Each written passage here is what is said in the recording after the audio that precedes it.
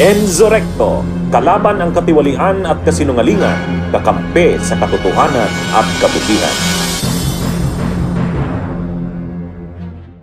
Ay ngayon, yung speech ni Amy, ano yun? Yung speech ni Amy sa rally nila, posibleng mag-trigger sana yon ng inaasahan ng mga DDS, magti-trigger yun ng ng destabilisasyon. Kasi grabe yung inaasahan nila, yung sinabi ni Amy. Talagang inamin na ni Amy yung matagal na nilang issue kay PBBM na adik ito. Kaya lang hindi na pumayag ang ANC na magkaroon pa ng day 3. Kasi unang-una, kung magkagulo ang day 3 na yan, kanino sisisihin? Sa speech ni Amy. Tapos saan nagsalita si Amy? Sa rally ng ANC. Yun, di pananagutan ng ANC yan. Kaya ang ginawa na ng ANC, hindi na tinuloy yung day 3. Ako, ganun yung nakikita ko dyan. Kayo, mga kabunyog, mga kababayan, ano sa tingin nyo?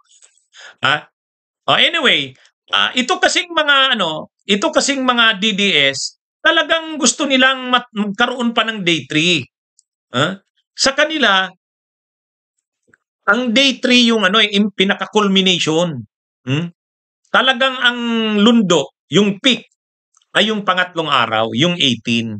Doon na mangyayari yung bugso ng tao, bubuhos ng maraming tao. Yung sinasabi ni Mike Defensor, nung nag-best sila sa Billionaire News Channel, sama si Romeo Pukis. Di ba? Tinanong ni Mike Defensor si retired General Pukis, paano kung ang mangyari day 1 pa lang hindi na umubra? Yung rally sa EDSA PPM 2,000. Sa gabi, yung pinaka-peak na 4,000. Nung sumunod na araw, 4,500. Yung rally naman ng Iglesia ni Cristo, nung unang araw, 650,000 yung pinakamataas yung gabi. Tapos nung sumunod na araw, 150,000 na lang. Anong aasahan mo sa day 3? Ang inaasahan nila, yung speech ni Amy. Yung speech ni Amy, yun yung nila. Yan yung kanilang panlaban. Kasi ma-agitate, magagalit ang tao, pati military, posibleng magalit na. Yun ang hinihintay nila. Kaya lang, ang naging problema nila, yung Iglesia ni Cristo ayaw na sa day 3. Yan yun. Pero matatandaan nyo, pag speech ni Amy Marcos doon sa Iglesia ni Cristo, doon naman sa EDSA PPM, nag-i-speech sila Trixie Cruz Angeles. Napanood ko yung speech ni Trixie Cruz Angeles. Sabi ni Trixie Cruz Angeles, wag na po tayong umuwi. Wala na itong uwian. Tuloy-tuloy na ito. Tapusin na natin to. Ganun ang speech nila. Pati si retired Major General Pokis. Di ba? Ganun yung kanilang Ibig sabihin, bukas, mas babalik tayo. Mas marami tayo. Ako po si Trixie Cruz Angeles. Dating kalihim ng press ng isang pangulong na isumbong na sa bayan. Tingnan nyo nga naman ang tadhana, no? Ngayong hinamon tayo ng kasaysayan. Kinagagalak ko po na nakikita kayong lahat dito. Kasi kayo po ang sumagot sa hamon na ito.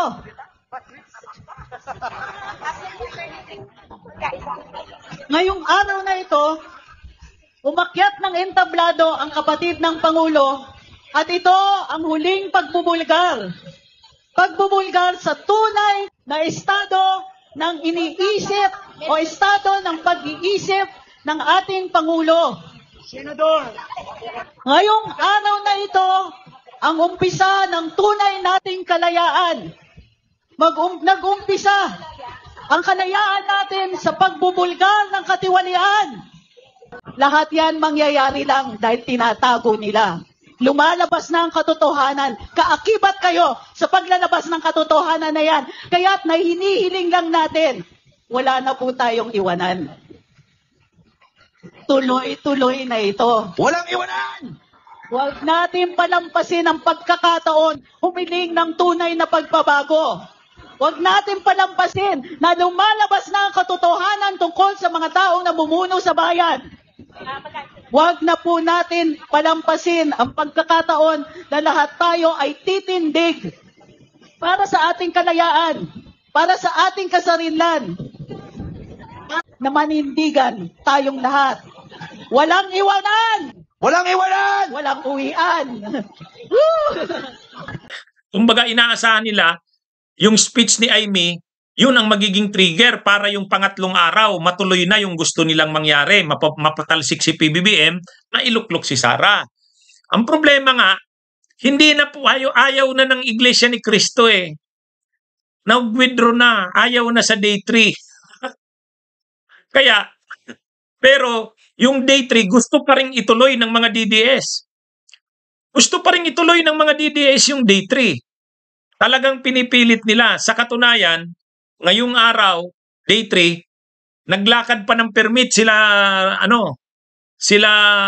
retired Major General Romeo Poquis. Galit nga si retired Major General Poquis kasi hindi inapruban yung permit nila. Tapos sila Eric Celes din, nagrarally din doon sa shrine. May nakita ko. Kaya lang, wala na. Iilan na lang na tao. Wala na. Yung luneta, malinis na. Wala nang iglang kababayan.